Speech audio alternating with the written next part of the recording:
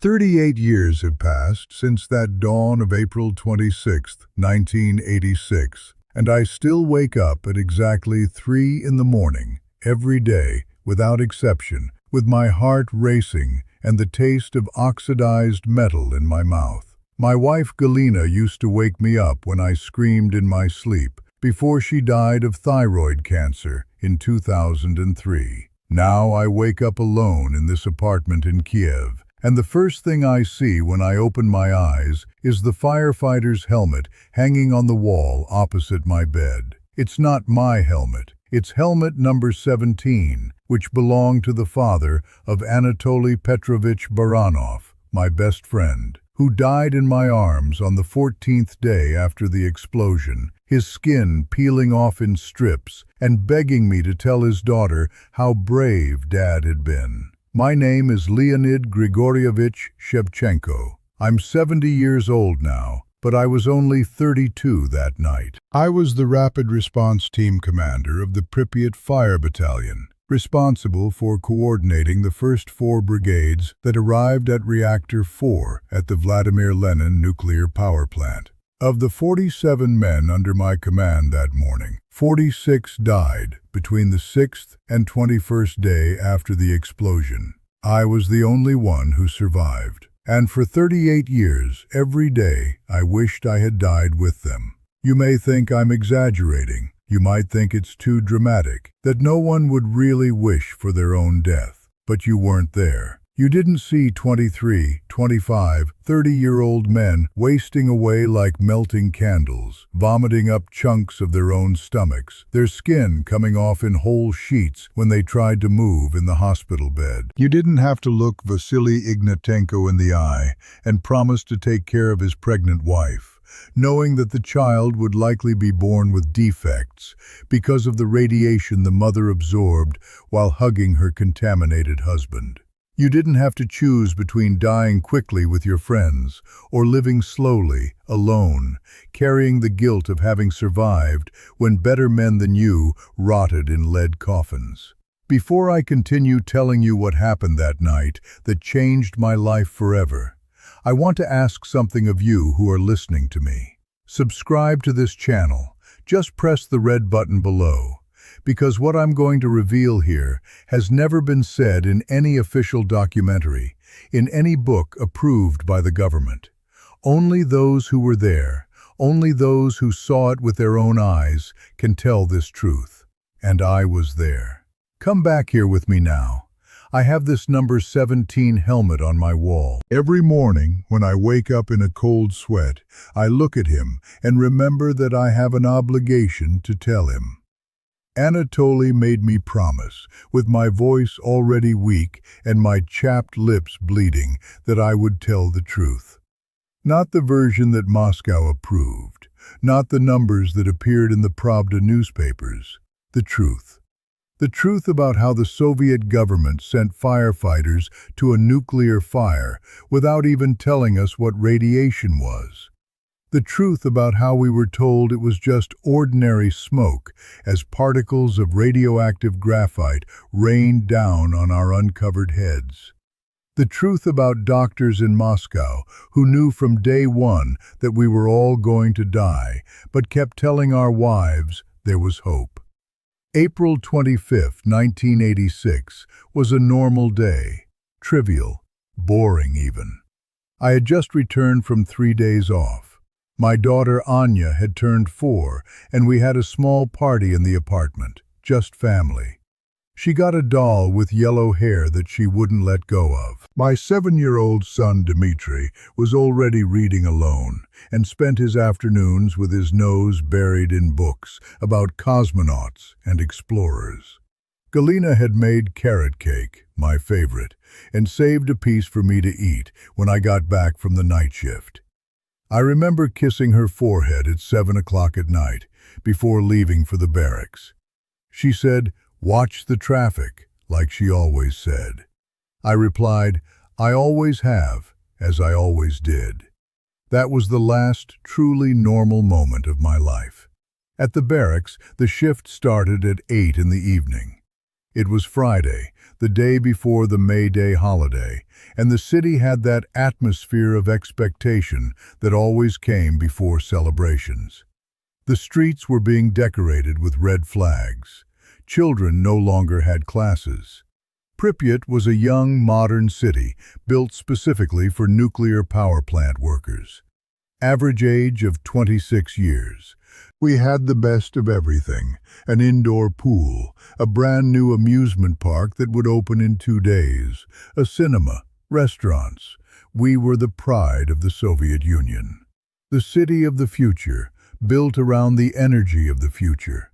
What a bitter joke of fate.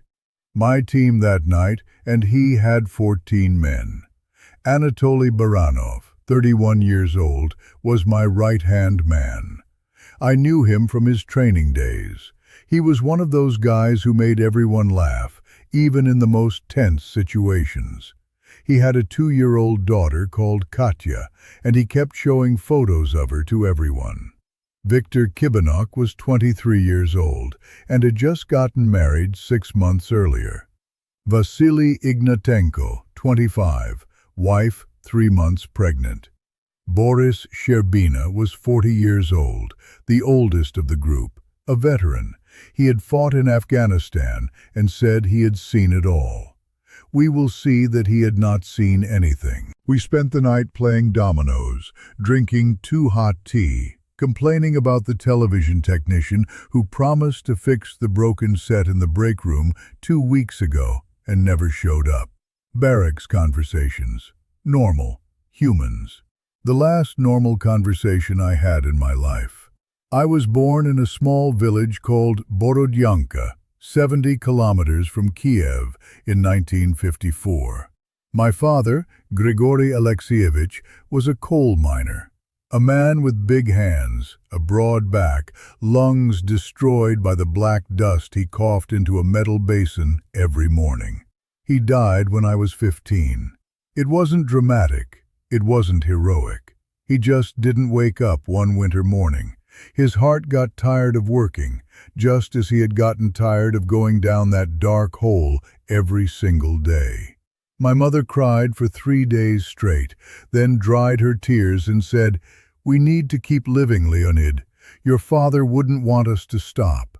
I finished technical school at 18. I could have gone on to college. My grades were good enough. But we didn't have any money, and I needed to work. A fire department recruiter came to our village looking for strong, healthy, courageous young men. He offered a decent salary, an apartment in Pripyat after training, pride in serving the Soviet people. My mother said, "Firefighters are dangerous, Leonid." I replied, "Miners were dangerous too, Mom.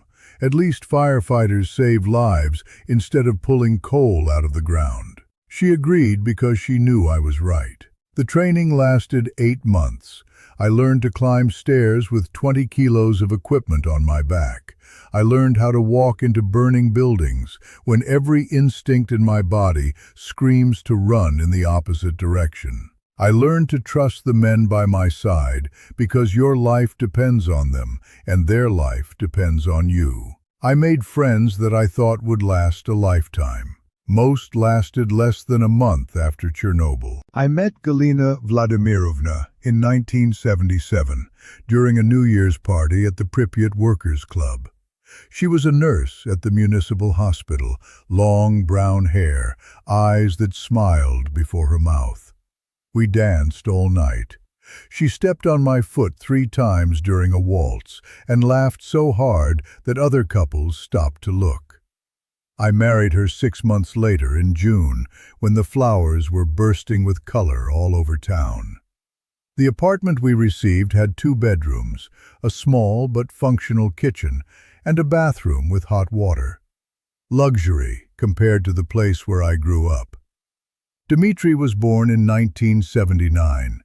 Difficult birth. We almost lost both of us, but Galina was strong. She held my hand so tightly during contractions that it left bruises that lasted a week. When they finally placed my son in my arms, I cried. I hadn't cried since my father's funeral. Anya came in 1982. Easier pregnancy, faster birth, louder baby.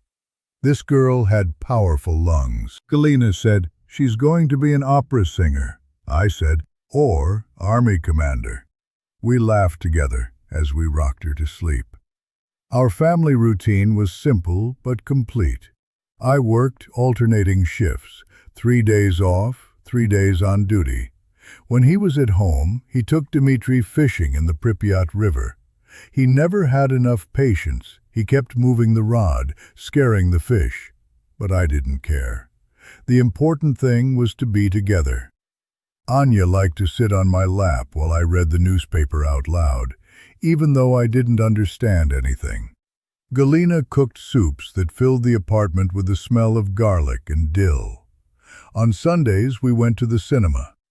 Our last trip was to see a film about cosmonauts, 2 weeks before the explosion. Dmitri was fascinated. He said that when he grew up, he was going to be a cosmonaut and explore Mars. I said, "Of course you will, son. You can be whatever you want." I never imagined that the radiation that was incubated 2 miles away would change all those plans. At work, my trajectory was consistent. I started as a regular firefighter. He climbed ladders, held hoses, obeyed orders. He was good at what he did, fast, reliable. I didn't panic. In 1981, I was promoted to brigade leader. In 1983, team commander. This means it was clear that when the alarm went off, I was responsible for coordinating the response. Decide how many men, what equipment, what strategy, lives in my hands. I took this very seriously. Maybe too serious. Galina said that I stayed up at night going over old calls, thinking about what I could have done differently, better, faster. My closest colleagues were more than colleagues. They were brothers. Anatoly Petrovich Baranov was a year younger than me. We met on the first day of training. He was from Minsk, spoke with a funny accent that he never completely lost. He married Elena in 1983. Daughter Katya was born in 1984. Anatoly had a habit of making pessimistic jokes. He always said, "If I die in a fire, at least it will be quick." It wasn't fast. Viktor Nikolaevich Kibanok was the baby of the group. 23 years, infinite energy, even greater ambition. I wanted to be a commander before I was 30. I wanted to have 4 children. I wanted to build a dacha in the countryside. I had so many plans. They all turned to radioactive ash.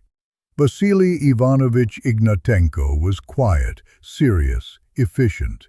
He didn't talk much, but when he did, it was worth listening. Wife Ludmila was 3 months pregnant. He had already chosen names. If it was a boy, Alexei. If it were a girl, Natasha. The girl was born 6 months later with heart and liver problems. She died 4 hours after giving birth. Boris Romanovich Sherbina was the veteran. 40 years old, gray hair, scar on his eyebrow from a fire in 1975. He had served in Afghanistan as part of an engineering unit. He said he had already seen hell. He said nothing could scare him anymore. It was wrong. Reactor number 4 showed us a hell that not even wars can match. The Pripyat fire station was just 3 kilometers from the plant. 2-story construction, red brick, garage for 6 trucks. We had modern equipment by Soviet standards. Escalators, high-pressure hoses, thermal suits, breathing masks. We had everything. Except radiation protective suits, except functional dosimeters, except the truth about what actually burned in that plant. The smell of the firehouse was familiar, comforting. Motor oil, tire rubber, industrial soap used to clean the floors. The faint smell of smoke that never completely leaves a firefighter's clothes. There was a small kitchen where we made tea that was too strong and coffee that looked like tar. Restroom with sunken sofas where we napped between calls. changing room with metal cabinets painted olive green. My locker was number 9. I still remember the creaking of the hinge when it opened. My routine on duty days was mechanical, comforting in its predictability. It arrived at 8 in the evening. I checked equipment, hoses, oxygen tanks, axes, flashlights. I held quick meetings with the team. Who was in which truck? Who replaced who if necessary? Then we waited.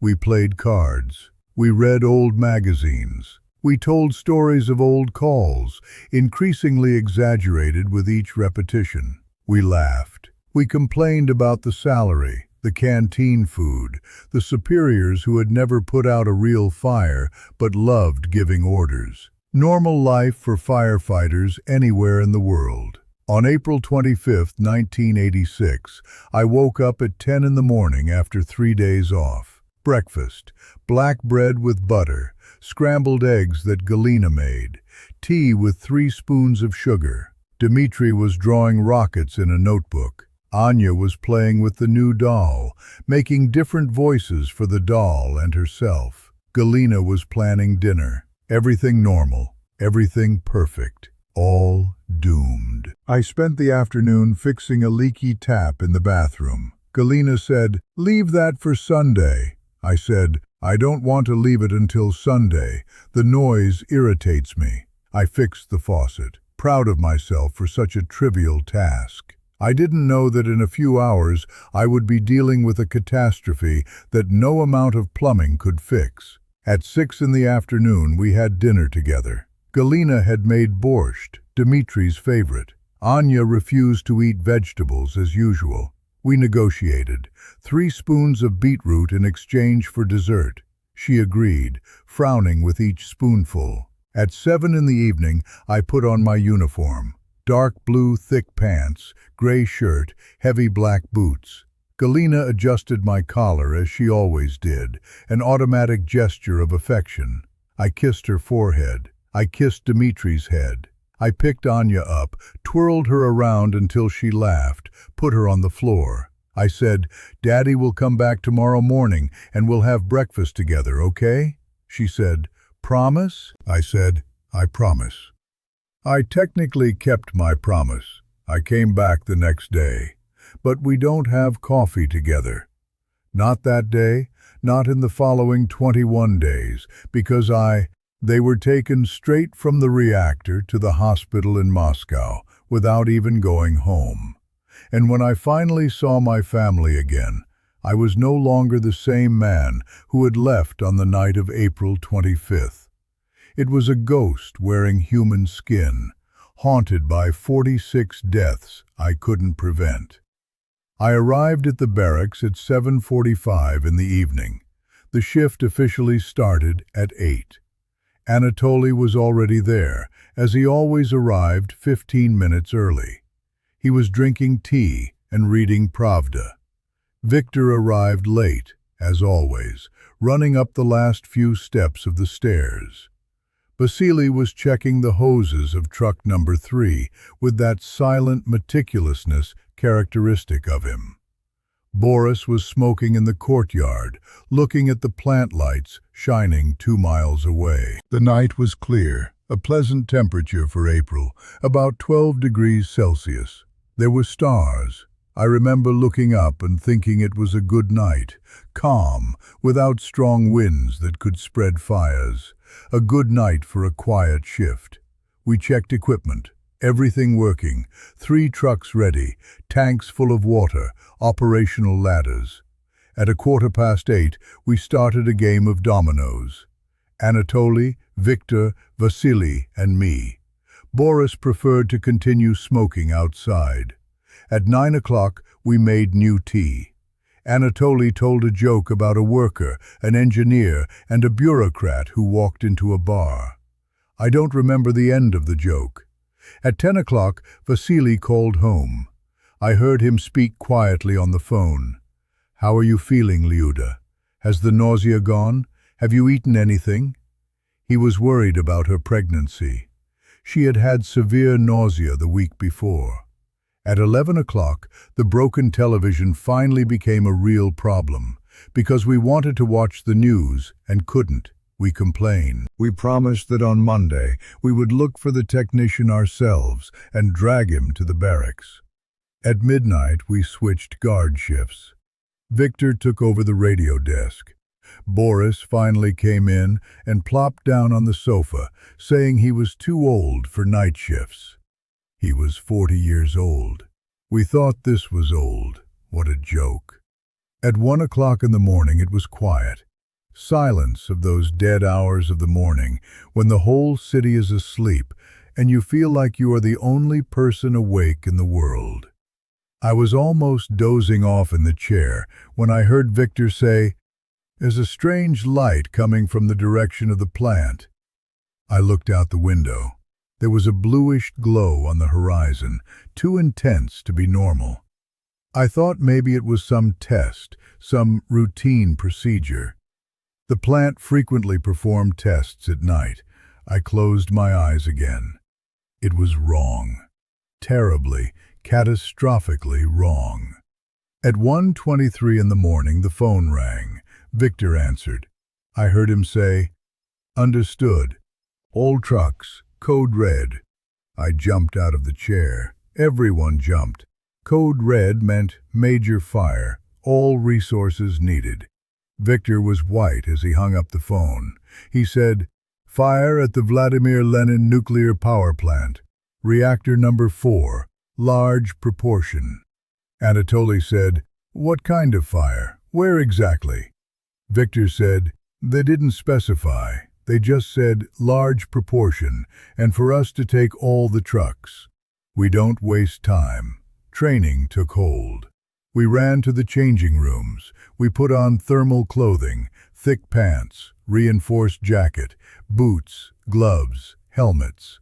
No special costumes, no radiation protection, because no one told us we needed it. No one said it wasn't a common fire. Nobody said that every second exposed was killing us. In 3 minutes and 40 seconds, we were in the trucks. 3 complete trucks. 17 men in all, including crews from other shifts, who joined in when they heard the alarm. I was in the first truck, driving. Anatoly by my side. Victor, Vasily, and Boris in the back seat. We left the barracks with sirens on, red lights cutting through the darkness. The streets of Pripyat were empty. Not a car, not one person. Dark windows. Everyone asleep, unaware that less than 3 kilometers away, the worst nuclear accident in history was unfolding. It took us 4 minutes to arrive, 4 minutes that changed our lives completely. When we arrived at the plant gate, guards were already waiting. They waved for us to go straight through, without checking documents, without normal procedures, sign of extreme urgency. We passed through the administrative area. We passed reactors 1, 2, 3. Everything seemed normal. Lights on, turbines purring. And then we saw reactor 4. My eyes couldn't process what I was seeing. Where there should have been a solid roof, there was a huge hole. Flames leapt 10, 15 meters high. But these were not normal flames. They were blue flames, bright, pulsating, as if the air itself was burning. Pieces of glowing graffiti were scattered everywhere, glowing red and blue in the dark, smoking. The side of the reactor building was shattered, concrete split like paper, twisted steel beams, smoke rising in dense black columns. And the smell. God, the smell. It wasn't the smell of burning wood or melting plastic. It was chemical, acrid, metallic, something that burned your nostrils and throat. A smell that I had never smelled before and that I have never forgotten. I stopped the truck. Anatoly said next to me, "Holy shit, what happened here?" I had no answer. Vasily said from the back seat, "Is this normal at a nuclear plant?" Nobody responded because nobody knew. We were firefighters, trained to fight common fires. Nothing in our training prepared us for this. A man in an engineer's uniform ran up to us, sweaty face, wide eyes, hands shaking. He shouted, "The ceiling is on fire. They need to put it out before the fire spreads to reactor 3, quickly." I said, "What exploded? Was it the reactor?" He said, "It was a test. Something went wrong. They just need to put out the fire on the ceiling. Quick." I noticed he was avoiding looking directly at the exposed core. I noticed he took several steps back as he spoke to us, away from the source of fire. But I didn't question it. I didn't have time to question. My job was to put out fire. So that's what I tried to do. I shouted orders. "Anatoly, Victor, Vasily, grab hoses and climb the external ladder to the roof of reactor 3. Boris, you with me? Let's establish a water point at the base." The men moved. Automatic training. They grabbed hoses. They began to unwind. Victor and Vasily ran to the metal stairs that led to the ceiling. Anatoly followed them, carrying a second hose. Boris and I connected the hoses to the truck's tanks. This all took maybe 90 seconds. 90 crucial seconds. 90 seconds of direct exposure. And then I felt it. A strange taste in the mouth, metallic, as if I had licked a battery. Strong, persistent. I looked at Boris. He was grimacing, running his tongue over his teeth. He said, "Do you feel that taste too?" I said, "I am. What is this?" He said, "I don't know. Maybe some chemicals in the air." It wasn't chemical. It was radiation ionizing the molecules in our saliva. Our own bodies being bombarded by particles that were destroying our DNA cell by cell. But we didn't know. Nobody told us. I ran up the stairs after the others. My lungs were already burning. Each breath brought more radioactive particles. Sprayed graphite, iodine, cesium, strontium, elements I had never heard of, entering my body, lodging in my lungs, in my thyroid, in my bones. I reached the ceiling. The vision was apocalyptic. Brick-sized pieces of graphite were scattered everywhere, some still glowing bright red, temperatures above 1,000 degrees Celsius. The tar from the ceiling was melting, forming sticky puddles that stuck to our boots. Flames licked the edges of the hole where the reactor had exploded, and from the hole came a bright, pulsating, hypnotic blue light. Dangerous, mortal. Victor was standing there looking at that light. I shouted, "Victor, don't look straight. Focus on the fire." He blinked, snapped out of his trance, grabbed the hose. We started splashing water. The water sizzled as it touched the hot graphite, instantly turning to steam. It wasn't having enough effect. We needed more pressure, more volume. I shouted down, "Boris, turn up the pressure." The pressure increased. The hose Anatoly held whipped, almost slipping out of his hands. We managed to control it. We continued splashing water. Minutes passed. 5, 10, 15. Every minute was one life less. Every second was deadly doses of radiation. But we didn't know. We continue working. More fire trucks arrived. More men climbed to the roof. In total, 47 men passed through that roof that morning. 46 died. At 2 in the morning, the fire in the ceiling was under control. Not erased completely, but contained. The danger of it spreading to reactor 3 had passed. We thought we had won.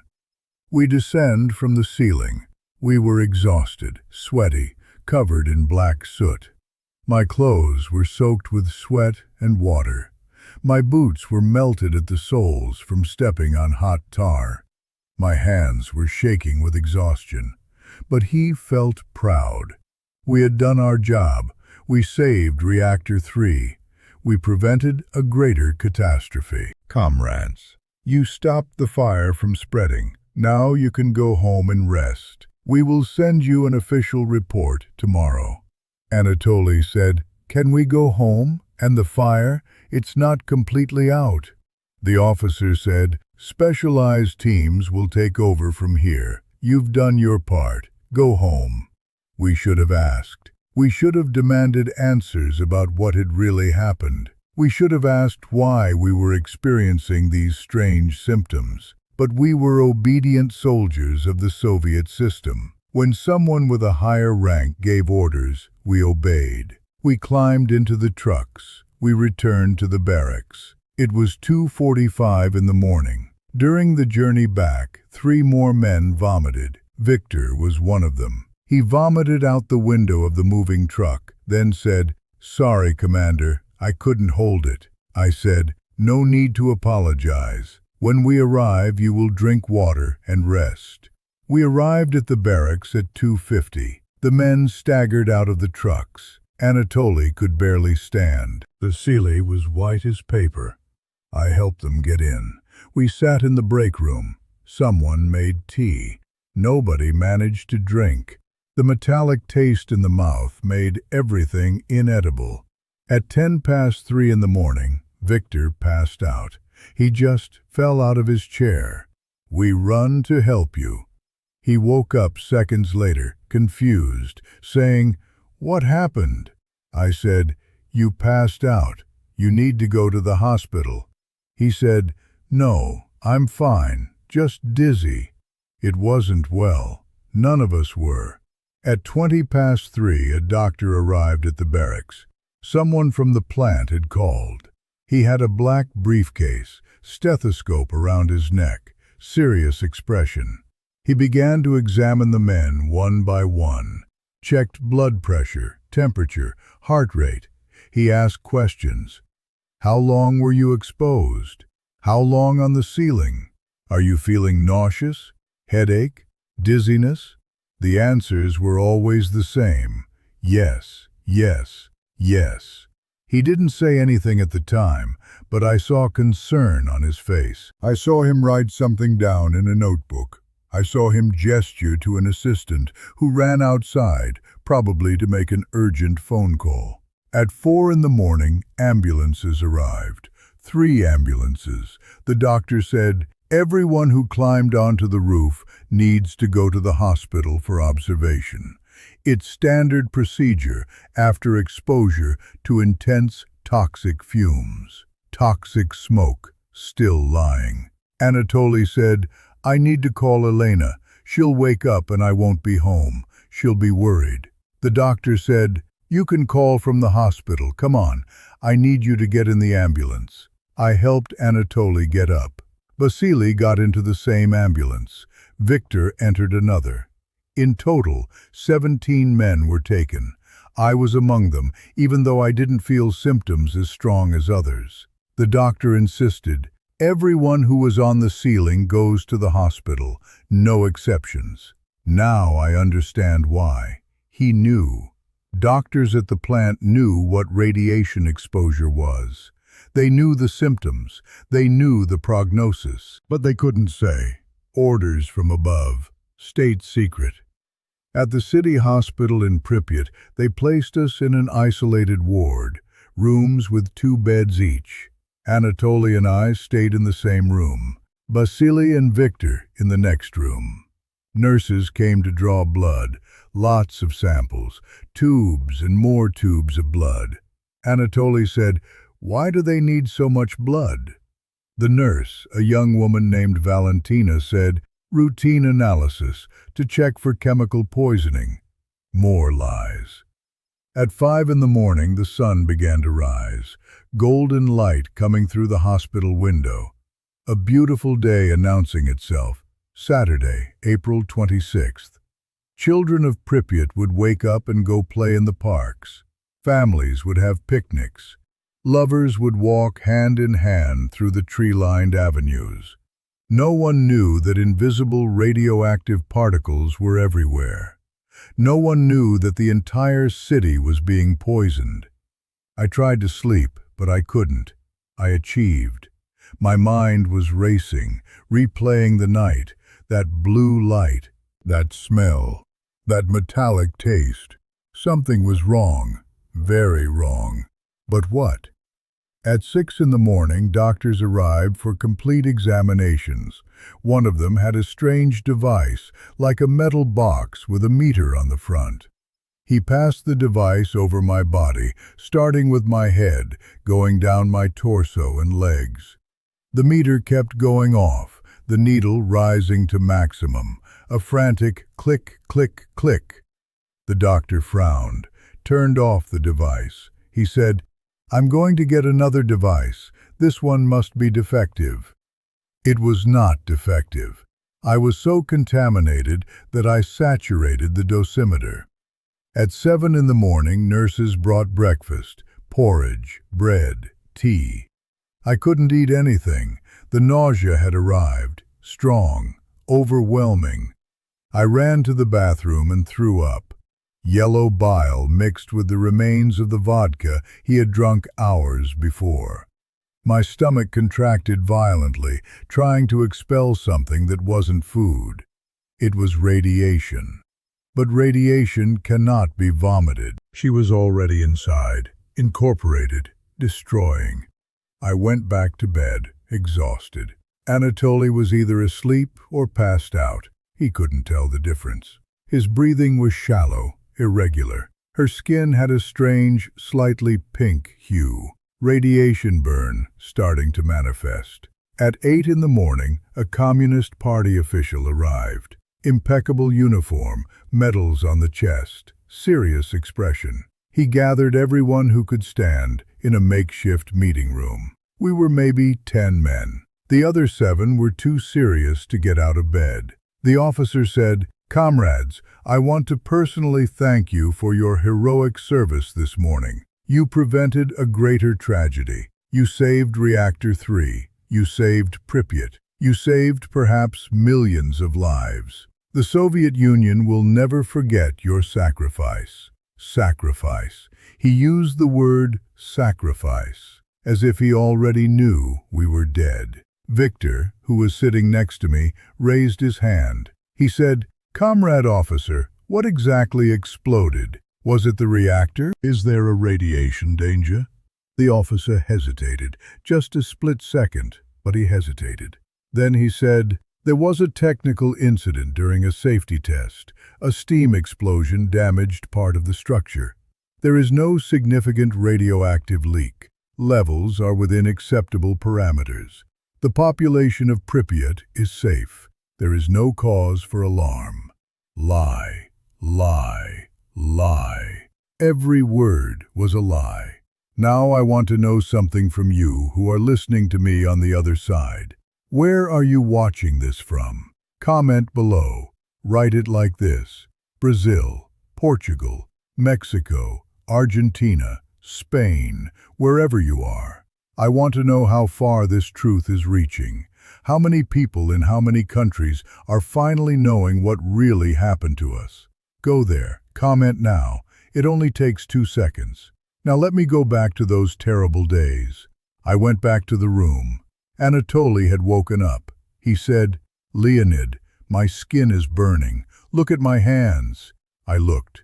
His palms were red, swollen, with blisters beginning to form. Like severe sunburn, but worse, much worse. I called a nurse. She brought ointment, applied it carefully, bandaged his hands. He groaned in pain throughout the entire process. He said, "How did that happen? I didn't touch anything hot." The nurse didn't respond. He quickly left the room. During the day, more symptoms appeared. Diarrhea, first on one man, then on another, then on another. Bathrooms were constantly occupied. The smell was horrible. It wasn't normal diarrhea. It was liquid, dark, with blood. Intestines being destroyed by radiation. My hair started falling out. I noticed it when I ran my hand over my head. Loose strands stuck to the palm, lots of wires. Anatoly saw it and said, "Mine too." He lightly tugged at her hair. A whole clump came out. He looked at it in his hand, eyes wide, and said, "What the fuck is happening to us?" I had no answer. That afternoon, Saturday, April 26th, Elena came to visit Anatoly. He brought his daughter Katya, 2 years old. The nurse tried to stop it.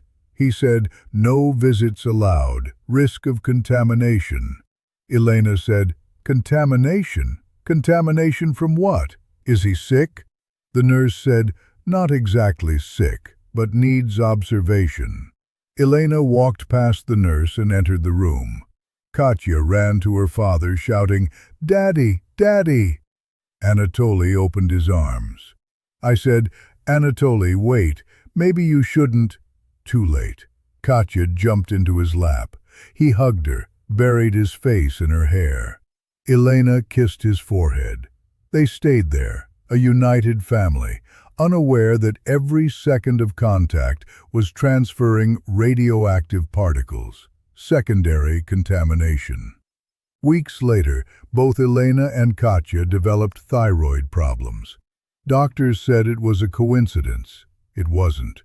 On Sunday, the 27th of April, 36 hours after the explosion, Pripyat was evacuated. 50,000 people leaving the city in 1,200 buses. We were told it was a temporary evacuation, 3 to 5 days. Take only what you need. You'll be back soon. Nobody came back. Pripyat is empty to this day, 40 years later. Ghost town, monument to lies and negligence. Galina came to the hospital before the evacuation. I brought Dmitri and Anya. I told her to stay away, that I could be contaminated. She said, "I don't care. You're my husband. I need to see you." I held her hands through the glass of the bedroom door. I didn't let her in. Dmitri was confused, said, "Daddy, why are you in the hospital? Are you sick?" I said, "Just a little tired, son. I'll be back home soon." Anya cried. I wanted a hug. It broke my heart to deny it. Galina said, "They're evacuating us. They're taking us to Kiev, to my sister's house. When you get out of the hospital, meet us there, okay?" I said, "Okay, I'll find you guys, I promise." A promise that took 3 weeks to fulfill. And when I did, I was already a different man. On Monday, the 28th of April, 2 full days after the exposure, the first men began to die internally. Outwardly, they still looked alive, but the bone marrow was already dead. White blood cells plummeting, immune system collapsing. Bacteria that normally live harmlessly in the body began to proliferate out of control. Opportunistic infections. On Tuesday, the 29th of April, they transferred us to Moscow, Hospital Number 6, Special Ward for Radiological Burns. We flew in a military plane, 47 men on stretchers, some already unconscious, others moaning in pain, some in silence, eyes glazed over, in shock. The flight lasted 2 hours, 2 hours of hell. Man 2 rows in front of me had a seizure. Doctors rushed in, held him down, injected him with something. Seizures stopped. He remained motionless, very immobile. Dead? No, still breathing, but barely. Hospital in Moscow was modern, equipped, specialized, but still powerless. There is no cure for acute radiation syndrome at doses like the ones we receive. All they could do was treat symptoms, postpone death, try to make the end less painful. They separated us into individual rooms, complete isolation. Anatoly in one room, Vasily in another, Victor in another, me in another. We couldn't see each other, just hear moans through the thin walls. During the night, I heard Anatoly screaming. He screamed in pain. He screamed for Elena. He screamed for Katya. He shouted, "Kill me! For the love of God, kill me!" Nobody killed him. They let him agonize for another 12 days. At Hospital Number 6 in Moscow, death came in waves. First wave between the 6th and 14th day. Second wave between the 15th and 21st day. Third wave spaced out over the following months. Each death followed a horrible, predictable pattern. First, latent phase. 1 or 2 days after exposure, symptoms temporarily subsided. False hope. Doctors knew it was an illusion, but they didn't have the courage to tell their patients. Then, acute phase. Nausea returning with full force, incessant vomiting, bloody diarrhea, fever rising, skin starting to peel, hair falling out in clumps, bleeding mucous membranes, nose, mouth, gums, anus. Then, critical phase. Bone marrow completely destroyed, no production of blood cells, severe anemia, hemoglobin plummeting, generalized infections, pneumonia, sepsis, organs failing one by one, liver, kidneys, lungs, heart, and finally, death. Sometimes quickly, sometimes slow and agonizing, always inevitable for those who received massive doses. Viktor Kibanuk was the first of my group to die. 6th day, May 9th, 1986.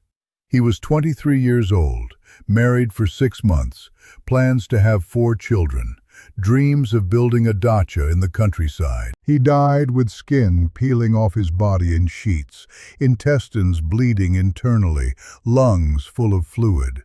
The last thing he said, according to the nurse who was present, was, "Tell Ludmila that I'm sorry." Ludmila was the wife. She became a widow before completing a year of marriage. Vasily Ignatenko died on the 13th day, May 9th too, same day as Viktor. He was 25 years old. Wife Ludmila was 4 months pregnant at that time. She disobeyed medical orders, entered his room wearing fake protective clothing, hugged doctors even while shouting not to touch him, absorbed radiation from it. The baby, a girl, was born in August with severe heart and liver defects. He died 4 hours after birth. 2 lives taken by that damned night. Anatoly Baranov, my best friend, died on the 14th day, May 10th, 31 years. 2-year-old daughter Katya, who would never see her father grow up again. Elena, widowed at 28. I managed to see him a few hours before he died. Doctors allowed it, perhaps out of pity, perhaps because they knew. They knew I was also dying, and they wanted to say goodbye one last time. I entered his room wearing full protective clothing. He was lying down, covered with a white sheet, only face visible, except it barely looked like a human face, swollen, red, cracked skin, bleeding lips, deep-set eyes, but still conscious. He saw me. He tried to smile. It cracked the skin on my lips more. Blood flowed. He said in a hoarse, barely audible voice, "Leonid, you're alive." I said, "I am. You will be too." Lie. He knew it was a lie. I said, "No, I know I'm going to die. I feel my body shutting down. But I need you to promise something." I said, "Anything." He said, "Tell Katya about me when she grows up. Tell her that her daddy was a firefighter, that her daddy was brave, that her daddy loved her more than anything in the world. Promise?" I said, "I promise." He said, "And tell the truth about what they did to us, about the lies. Don't let them erase our memories. Don't let them say we were just numbers on a report. We were men. We had families. We had futures. Promise you'll tell?"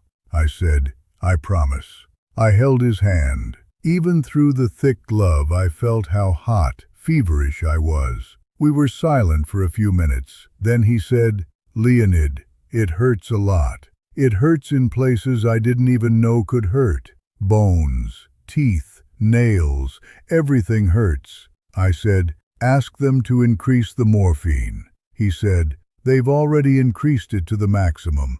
There's no point anymore." I cried right there, tears falling inside the protective mask. He said, "Don't cry. You survived. That means you have to live for all of us. You have to tell our story." 3 hours later, he was dead.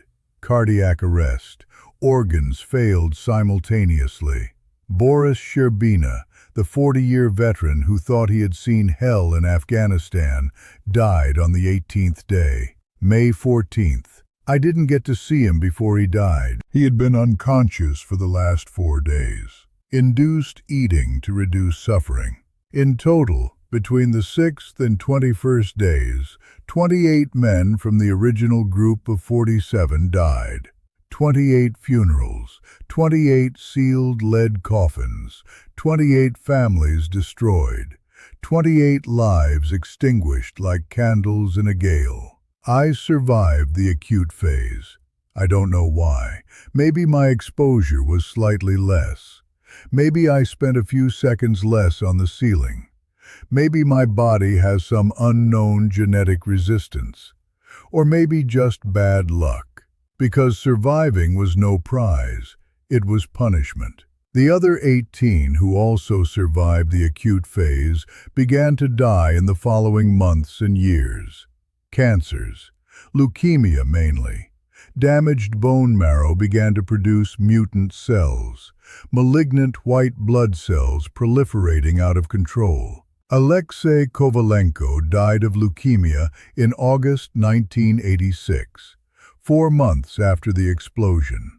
Dmitry Uskov died of lung cancer in October 1986. Nikolai Fomin died of liver cancer in January 1987.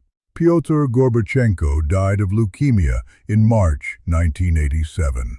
Yuri Korneyev died of stomach cancer in May 1987.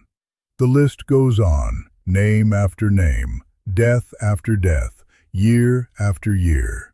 In 1990, 10 years after the accident, only 6 of the original group of 47 were still alive. In 2000, 20 years later, just 3. In 2010, 24 years later, just 2. In 2020, 34 years later, just me. Sole survivor, last man standing, carrier of memories, storyteller that no one wants to hear, but everyone needs. My own health gradually deteriorated. First chronic symptom, extreme tiredness. Not normal tiredness from a long day at work. Fatigue that came from the bones, the cells, the damaged DNA struggling to replicate correctly. I woke up tired. I went to sleep exhausted.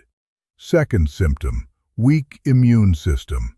I caught every cold, every flu, every infection I came by. I got sick 4 or 5 times a year. Respiratory infections that turned into pneumonia. Third symptom, cardiovascular problems. Heart working with damaged tissue. Arrhythmias, high blood pressure. Risk of heart attack always present. Fourth symptom, thyroid cancer diagnosed in 1992. Total thyroidectomy. Now I take synthetic hormones every day for the rest of my life. Fifth symptom, cataracts in both eyes. Radiation-damaged lenses. Surgery in 1998. Vision never completely returned to normal. Sixth symptom, peripheral neuropathy. Tingling in hands and feet. Loss of sensitivity. I trip often. Seventh symptom, chronic digestive problems. Intestines damaged by radiation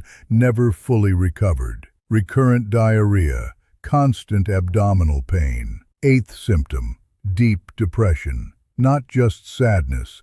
Diagnosed clinical depression. Suicidal thoughts. Attempts? Yes. 3. All failed. First in 1988 when I buried my 10th friend. Monday in 1995 when Galina was diagnosed with cancer. Third in 2003 when she died. Galina, my wife, developed thyroid cancer in 1995. Even without having been to Chernobyl, even though I was evacuated on the 2nd day. Second-hand radiation. Particles that I brought home on my clothes, in my hair, on my skin, when I returned from the hospital in Moscow. I contaminated my own wife. She fought for 8 years, surgeries, chemotherapy, Radiotherapy. Ironic, no? Using radiation to fight cancer caused by radiation. He died in 2003, 52 years, 25 years of marriage, 2 children, a lifetime together. It ended because I was a firefighter in Chernobyl. My children, thank God, did not develop serious problems. Dmitry has some allergies, not very strong immune system, but nothing compared to what could have been. Anya is healthy. Both had children. My grandchildren seem normal, no visible genetic defects. But doctors say mutations can appear generations ahead. Maybe my great-grandchildren, maybe great-great-grandchildren. Damaged DNA replicating errors for generations. Cursed legacy of a night in April 1986. I retired from the fire department in 1987, 1 year after the accident. Disability retirement. I no longer had the physical or psychological conditions to work. I received a special pension for liquidators. Not much, but enough to survive.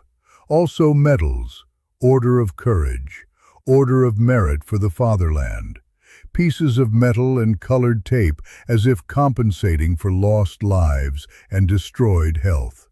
I lived for the last 38 years in a small apartment in Kiev, alone since Galina died.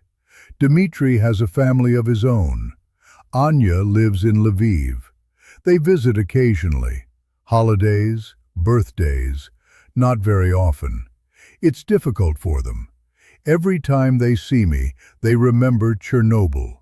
They remember what they almost lost. I prefer it this way. Loneliness is easier than pity. For 38 years, I carried secrets. Truths that the Soviet government, then the Ukrainian government, then the Russian government, all tried to bury under layers of bureaucracy, classification, and denial. But truths don't die. Truths persist. And now, at 70 years old, with a medical life expectancy of perhaps another 5 years, according to my doctors, I have decided to tell everything. First lie. Official death toll. Soviet government initially admitted only 31 direct deaths. 31. What an obscene joke. Of my group of firefighters alone, 46 died. Add plant operators who were at the explosion site. Add other firefighters who arrived later. Add liquidators who worked on the ceiling in the following months. Add helicopter pilots who flew suicide missions, dropping sand and boron onto the exposed core. Add miners who dug tunnel under the reactor. Add doctors and nurses who treated highly radioactive patients without adequate protection. Add civilians who lived too close for too long. The real number? Nobody knows exactly. Estimates vary. Thousands, certainly. Tens of thousands, possibly. Maybe more. IAEA, International Atomic Energy Agency, eventually admitted up to 4,000 premature deaths among liquidators and exposed population. Independent organizations estimate between 9,000 and 93,000. Truth is somewhere on that dark spectrum, but the government still says 31. Second lie, radiation levels. We were told that first night that radiation was within acceptable parameters. Plumper. Dosimeters that we took to the ceiling immediately saturated. The maximum they measured was 3.6 Roentgens per hour. They all saturated instantly. It means that real radiation was much higher. How much bigger? Later measurements by scientists with appropriate equipment revealed levels in excess of 20,000 Roentgens per hour near the exposed core. 20,000. For context, exposure to 400 Roentgens is a lethal dose for 50% of people. We receive multiples of this dose within minutes. Told that radiation would decrease quickly. Short half-lives. In a few years, safe. Lie. Long half-life isotopes like cesium-137, strontium-90, plutonium-239 remain dangerous for decades, centuries, millennia. Soil around Chernobyl is contaminated. Groundwater is contaminated. Flora and fauna absorbed radiation. Animals in the exclusion zone today, 38 years later, still show genetic mutations, tumors, and abnormal behaviors. Eighth lie: international impact. Soviet government tried to hide accident from the world. He only admitted it when radiation detectors in Sweden, more than 1,000 kilometers away, started going off. Radioactive cloud traveled across Europe. Contaminated rain fell in Belarus, Poland, Germany, Austria, Switzerland, France, Italy, the United Kingdom. Contaminated food, milk, meat, vegetables. European governments ordered crop destruction. Farmers lost everything.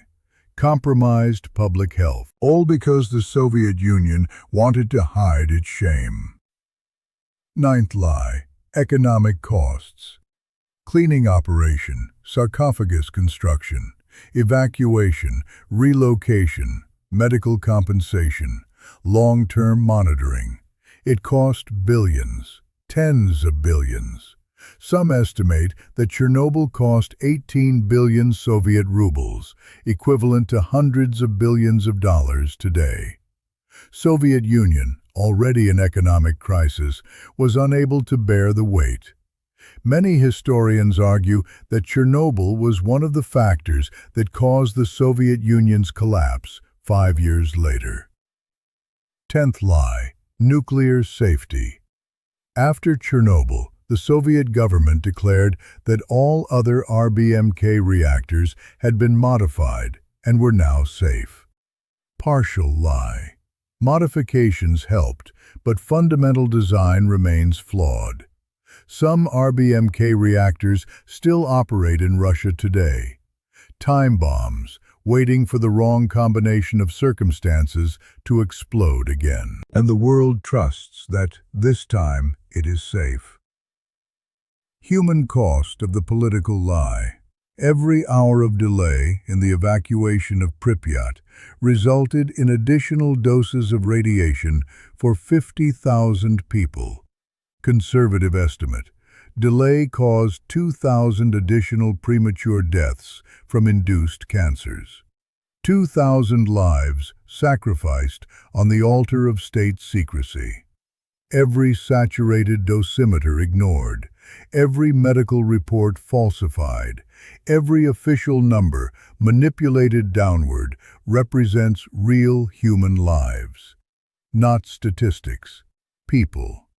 Children who developed leukemia at age 5. Mothers who died of breast cancer at 30. Parents who had heart attacks at 40. Lives shortened.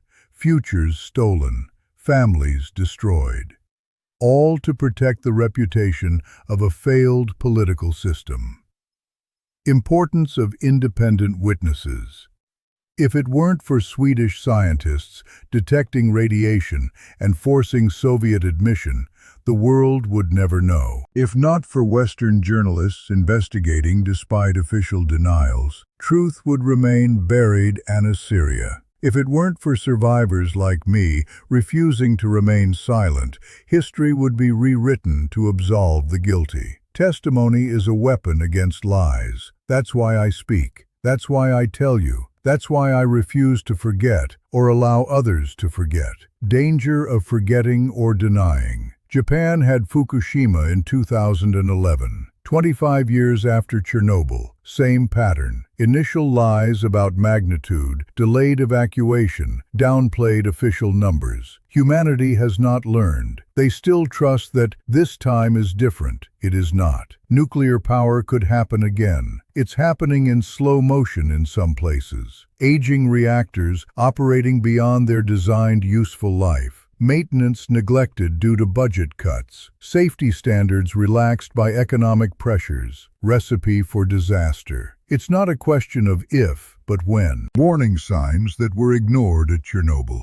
Engineers have reported instability at the RBMK reactor since 1983. Ignored. Minor accident at a similar reactor in Leningrad in 1985. Covered up. Testing procedures considered dangerous by several experts. Approved anyway by impatient superiors. Every signal was bright red. Every signal was ignored. Result? 1986. What the population should know. Radiation is invisible, odorless, tasteless, but deadly. You can't see, smell, or feel it until it's too late. Dosimeters are essential. No measurement, no knowledge. No knowledge, no protection. Stable iodine taken within the first few hours after exposure may protect the thyroid from absorbing radioactive iodine. Simple, cheap, effective. Soviet government had supplies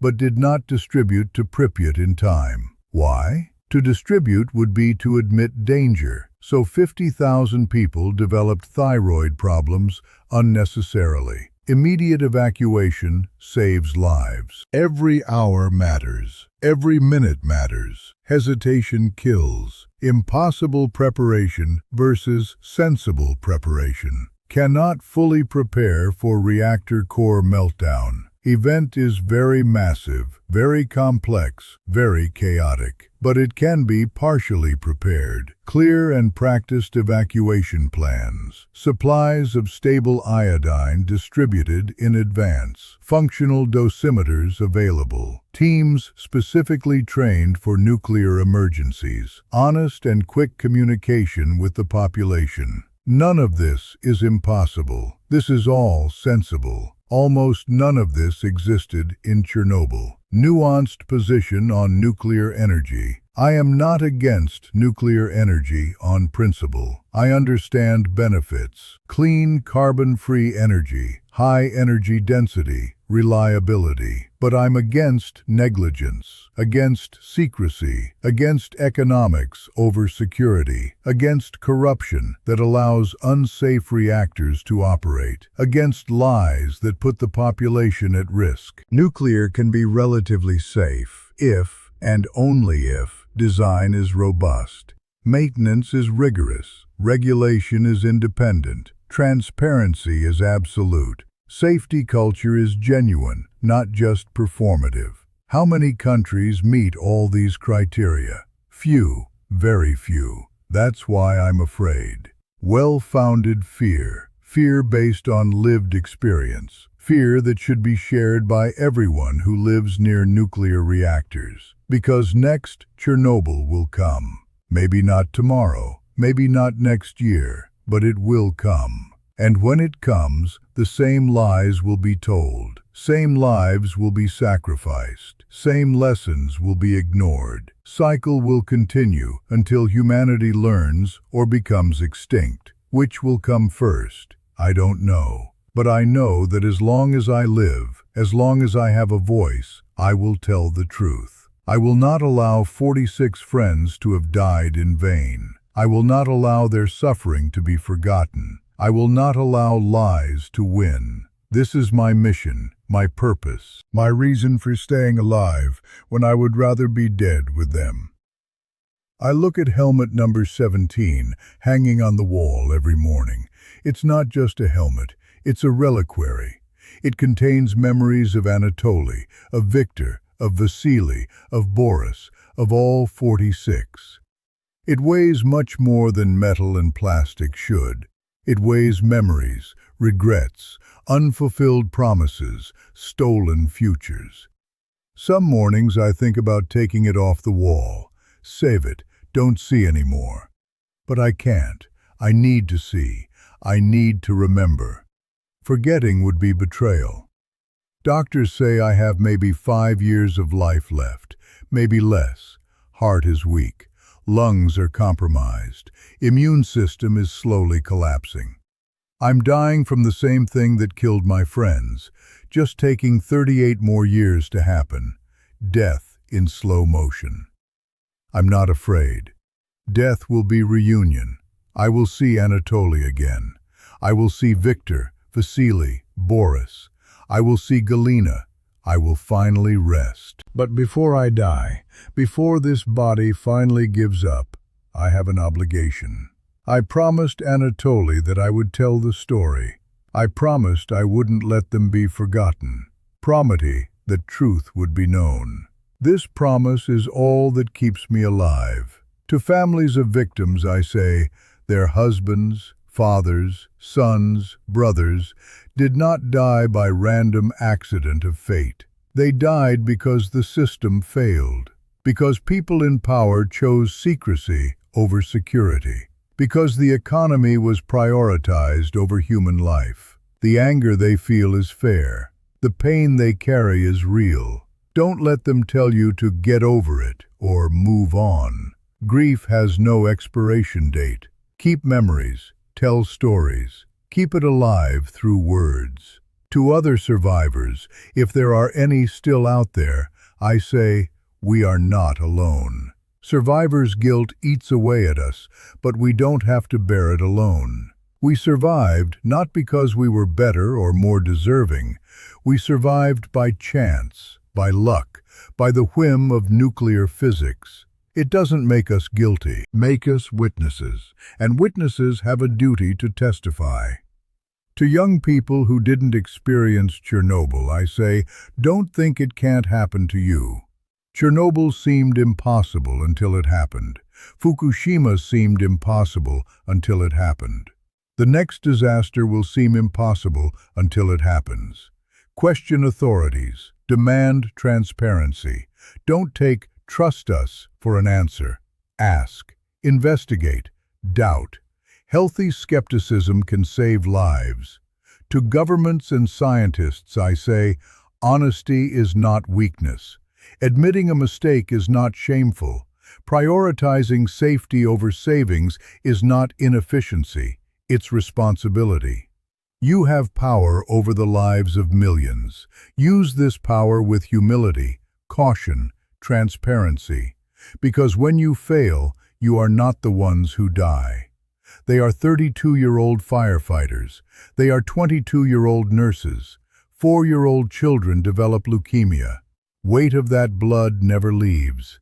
I've been carrying it for 38 years. For humanity in general, I say, nuclear energy is a tool.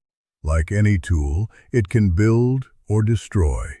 Choice depends on the wisdom, care, and honesty of those who operate it. Demand better. They deserve better. Your children deserve better. Last thought about the dead. Anatoly Petrovich Baranov, 31 years old. Viktor Nikolaevich Kibanok, 23 years old. Vasily Ivanovich Ignatenko, 25 years old. Boris Romanovich Sherbina, 40 years old.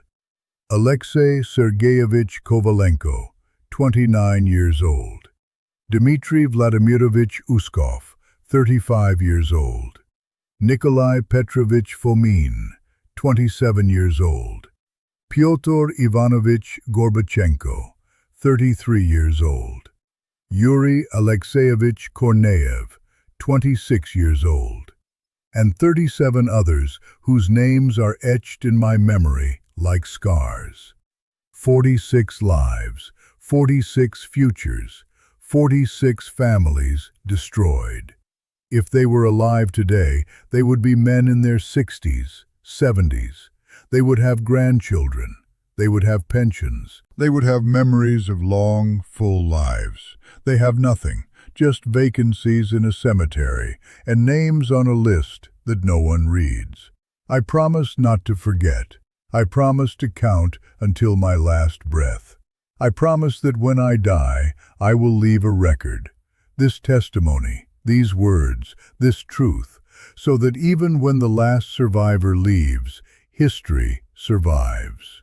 I close my eyes and I still see that pulsing blue light from the exposed core.